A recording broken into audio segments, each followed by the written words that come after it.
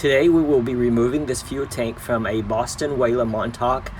This tank is about 25 to 30 years old. The gas that's in here, I would say, is about at least 10 years old. So there's a mixture of fuel and water in it, and it's no good anymore. So let's remove this tank and clean it out.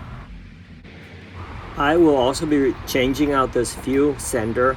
It's all rusted and the float doesn't work anymore. It's stuck in one position. It's really firm, so it doesn't work anymore, so it's no longer good. So let's remove that and throw it away and get a new one for it also. This is what was removed from the tank. It's a mixture of fuel, oil, and water.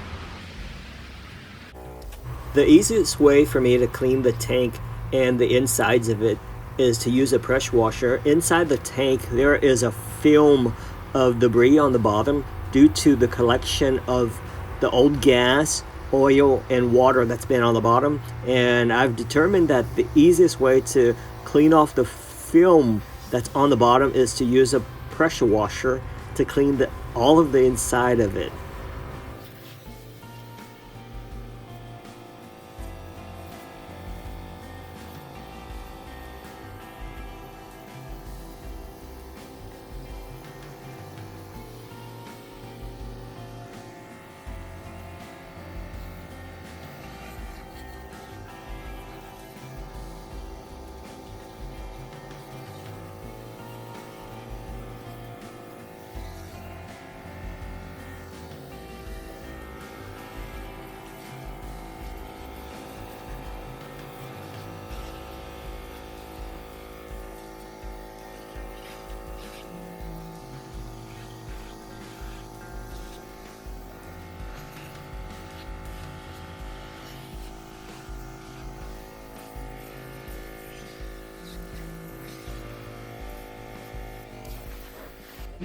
This is the first dump of the water that's inside from the cleaning of the tank with the pressure washer.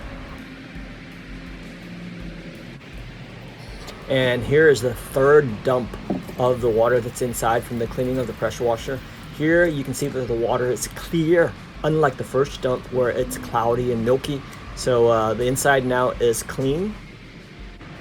This is what it looks like after the inside has been pressure washed. It's clean. And you can also see the intake tube from the gas intake right there. I am going to let this tank air dry for about a week or so that there's no water inside. After that, I'll install the new fuel sender. Here is the new fuel sending unit.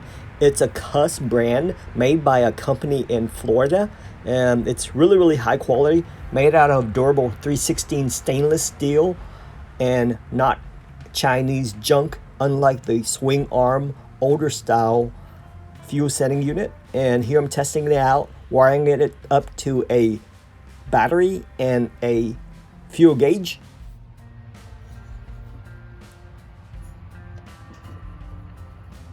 On the back of this we have 3 screws for mounting of the wires. This is where the sander goes.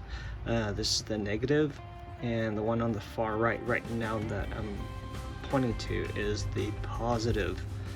Okay, and the top is the light, positive light, negative for the light that illuminates this gauge at night. Let's install this fuel sending unit into this clean fuel tank. Here are the 5 stainless steel screws that came with it. On the bottom of this fuel sender there is a gasket that I have already installed. Note that the screw hole pattern is not symmetrical. There is only one way to properly align the gasket. Install the screws in a star-shaped pattern. Do not over-tighten the screws though. Last step is to wire up this fuel sending unit. The pink wire is for the common ground and the black wire is for the gauge hookup to the gauge. Last thing I want to say is that the fuel sending unit was about $43 on Amazon.